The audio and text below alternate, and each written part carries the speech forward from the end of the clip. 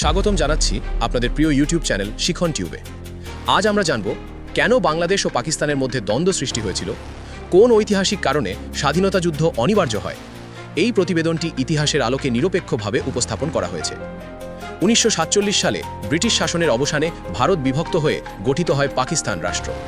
এই পাকিস্তান ছিল দুই অংশে বিভক্ত, পশ্চিম পাকিস্তান, পূর্ব পাকিস্তান, যা আজকের বাংলাদেশ। দুই অংশের মাঝে প্রায় 1600 কিলোমিটার দূরত্ব। ভৌগোলিকভাবে বিচ্ছিন্ন এই রাষ্ট্র ব্যবস্থায় শুরু থেকেই সংকটের জন্ম দেয়।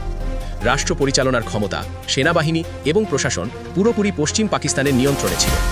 পাকিস্তান সরকার ঘোষণা করে উর্দুই হবে একমাত্র রাষ্ট্রভাষা, অথচ মোট জনসংখ্যার 56% মানুষ ছিল বাংলাভাষী, উর্দুভাষী ছিল সংখ্যালঘু। এই অন্যায়ের বিরুদ্ধে 1952 সালে শুরু হয় ভাষা আন্দোলন। 21 ফেব্রুয়ারি পুলিশের গুলিতে শহীদ হন সালাম, বরকত, রফিক, জব্বার।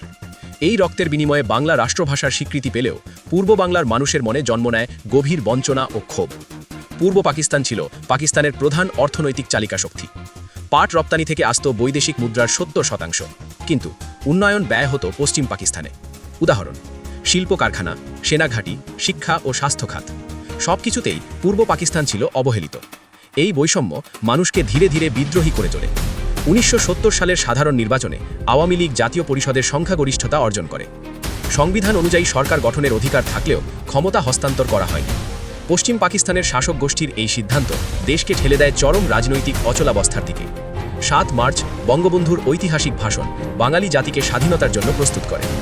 25 মার্চ রাতে পাকিস্তানি বাহিনী চালায় অপারেশন সার্চলাইট। শুরু হয় ইতিহাসের ভয়াবহ গণহত্যা। 25 মার্চের গণহত্যার পর দেশ জুড়ে যোগাযোগ বিচ্ছিন্ন হয়ে পড়ে।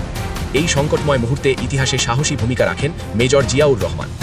26 মার্চ 1971 চট্টগ্রামের কালুরঘাট বেতার কেন্দ্র থেকে তিনি ঘোষণা দেন, আমি মেজর জিয়া বঙ্গবন্ধু শেখ মুজিবুর রহমানের পক্ষ থেকে বাংলাদেশের স্বাধীনতা ঘোষণা করছি। এই ঘোষণা দেশবাসীকে দিক নির্দেশনা দেয় এবং বিশ্ববাসীর দৃষ্টি আকর্ষণ করে। মেজর জিয়াউর রহমান শুধু ঘোষণাই দেননি, তিনি ছিলেন সম্মুখ যোদ্ধা।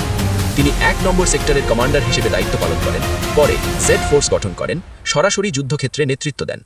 তার নেতৃত্বে মুক্তিযোদ্ধারা একাধিক সফল অভিযান পরিচালনা করে। 9 মাসের রক্তক্ষয়ী যুদ্ধের পর 16 ডিসেম্বর 1971 পাকিস্তানি বাহিনী আত্মসমর্পণ করে। বিশ্ব মানচিত্রে জন্ম নেয় স্বাধীন বাংলাদেশ। এই যুদ্ধে রাজনৈতিক নেতৃত্বে ছিলেন বঙ্গবন্ধু শেখ মুজিবুর রহমান। সামরিক নেতৃত্বে গুরুত্বপূর্ণ ভূমিকা রাখেন মেজর জিয়াউর রহমান। বাংলাদেশের স্বাধীনতা যুদ্ধ ইতিহাসের এক অনন্য অধ্যায়। বাংলাদেশের স্বাধীনতা যুদ্ধ ছিল দীর্ঘ বৈষম্যের ফল, রাজনৈতিক অধিকার আদায়ের সংগ্রাম এবং সশস্ত্র প্রতিরোধের চূড়ান্ত রূপ। এই যুদ্ধে বঙ্গবন্ধু শেখ মুজিবুর রহমান ও মেজর জিয়াউর রহমান দুজনের অবদানই ইতিহাসের অবিচ্ছেদ্য অংশ।